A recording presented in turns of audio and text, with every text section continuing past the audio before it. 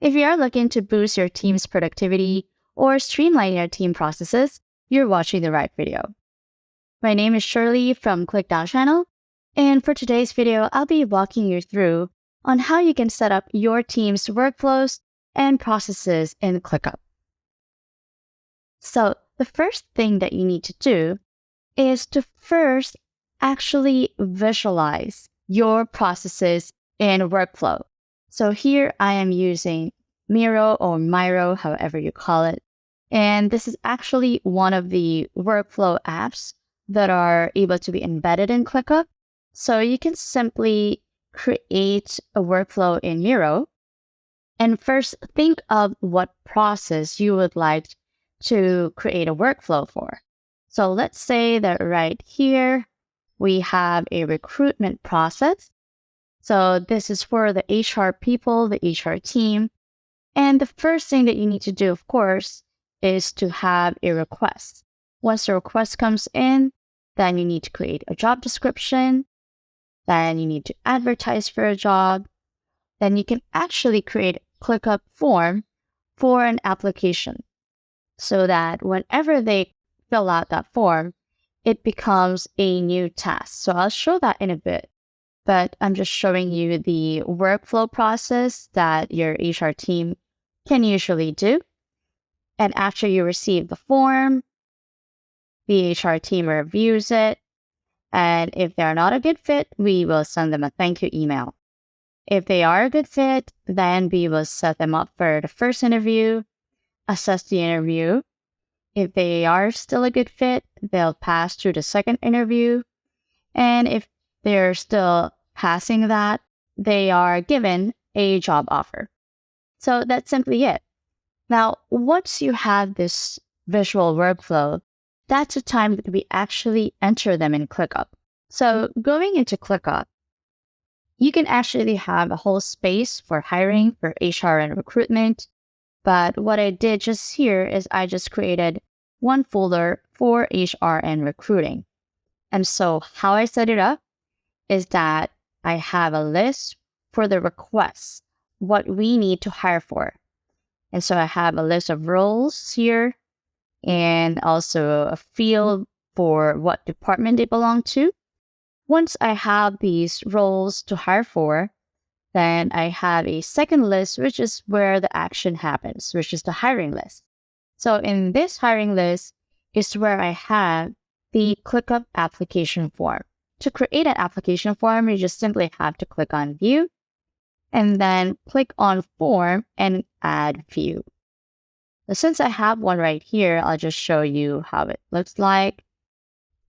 So all of these fields are actually just custom fields, and just fill out the questions that you normally would ask on an application, like attaching the resume, cover letter, the role they're applying for, or if someone referred them. And this is how it would look like when they actually fill out the form. So when someone submits this form, it goes right into ClickUp as a new task. So all of the new tasks that come in here actually gets one status, which is, or gets the first status, which is application submitted. So let's say that I go ahead and fill out the form. Okay, so that form is now being submitted, and I should be able to see that here as applications submitted, and everything is filled in according to that form. So now, after I actually receive the form, the next step on the workflow is to review it. So what your ClickUp can have is that whenever you have a new submission, you can actually have a subtask created for the HR to review it. So if you don't have your automation set up yet, you can go ahead and click on Automate here on top. Let's say that when your task is created from the form, so just choose the form here as where the task is being created from. then create a subtask. So the subtask name would be just something like review submission for the task name. So the task name is the application or the applicant. So I always name my automations properly. Task created, create subtask. And that's it. I also have another automation here where I always assign tasks to me whenever a new task comes in. So that can easily be added here under automate, always assign tasks. So you can go ahead and change that. Or if you want, you can just always add watcher. And a watcher is someone who watches the task. They kind of monitor everything that's happening with the task. So you can have that person always be added as a watcher. So now the applications will go through in consideration if they are a good fit. And if they are a good fit, then they go to the first interview up till the second interview. Now, if in case that they are not a good fit, you can go ahead and change the status to not a fit. And what you can do there is that instead of sending the applicant a manual email that we'd like to thank you for your application, you can again send them an automated email. So to do that, go again to automate.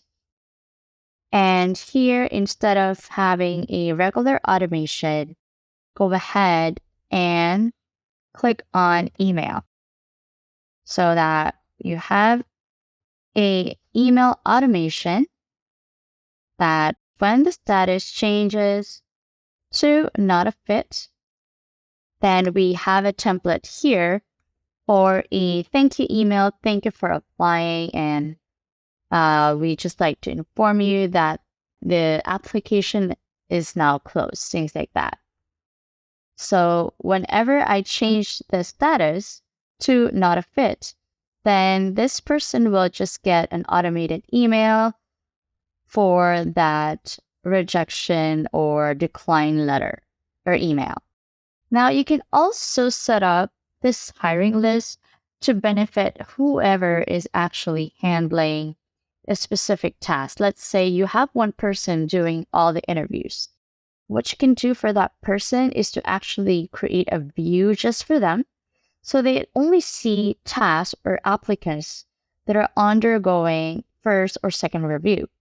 To do that, you can go ahead and add a view, add a list view. And on this view, you can actually filter according to the status.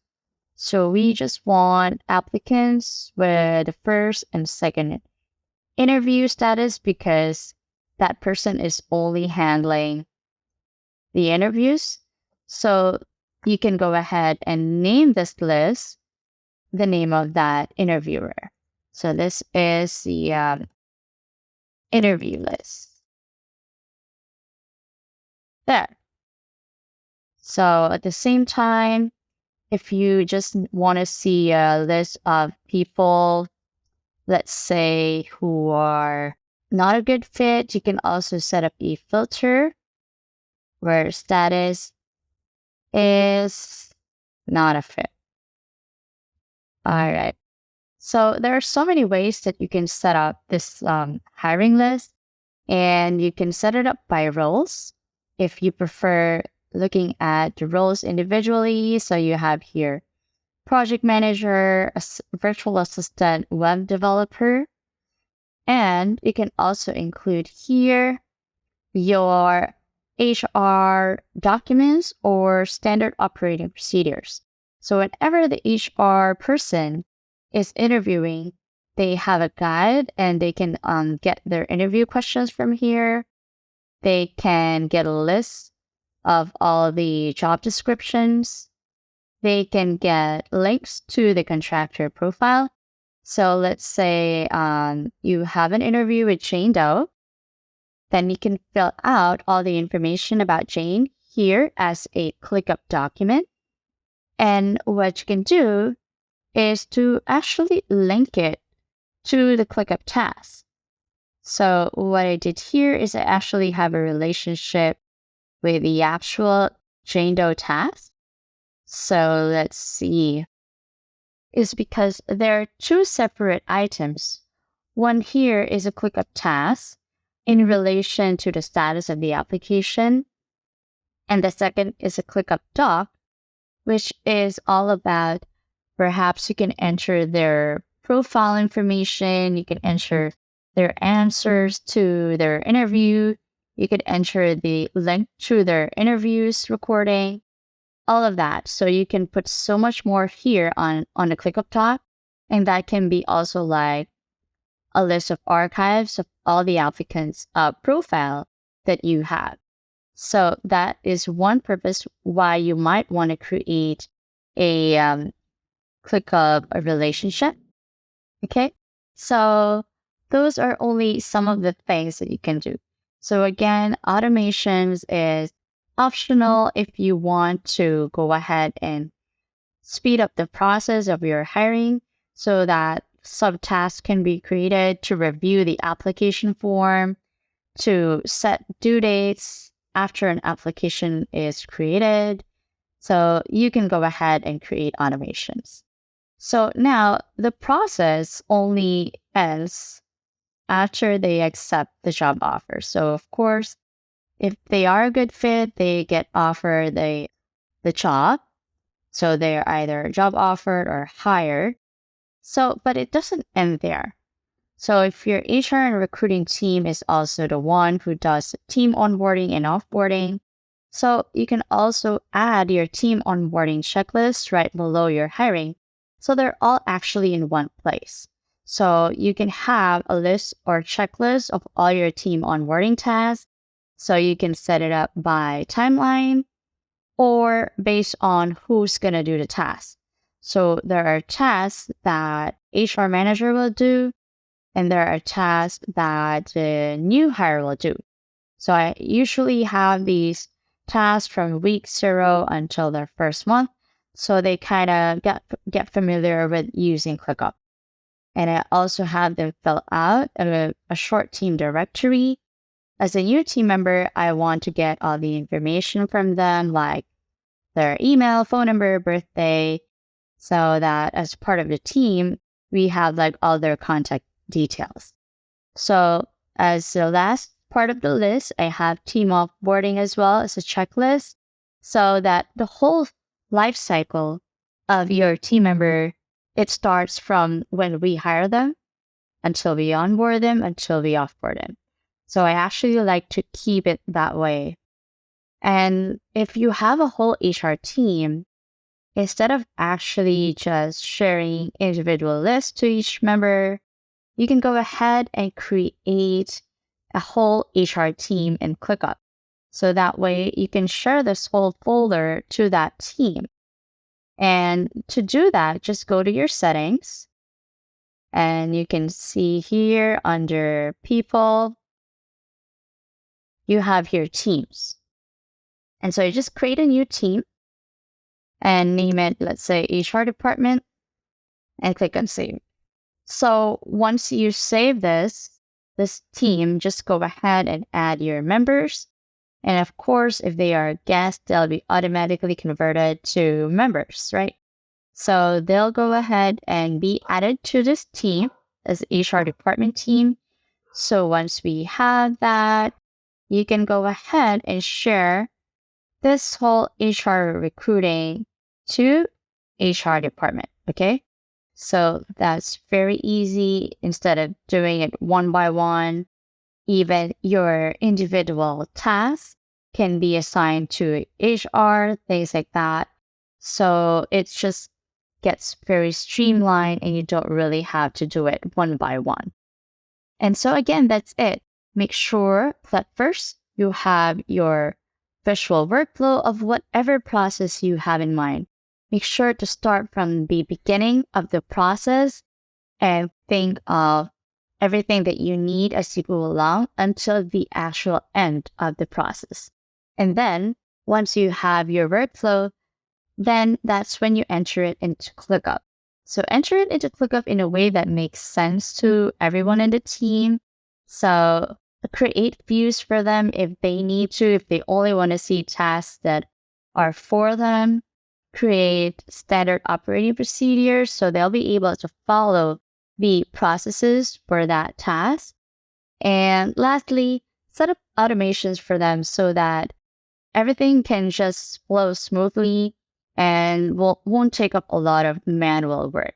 So I hope that helped you and your team on how you can set up your ClickUp. And if you'd like to know more videos about productivity or about ClickUp, just simply subscribe and watch more of our ClickUp videos.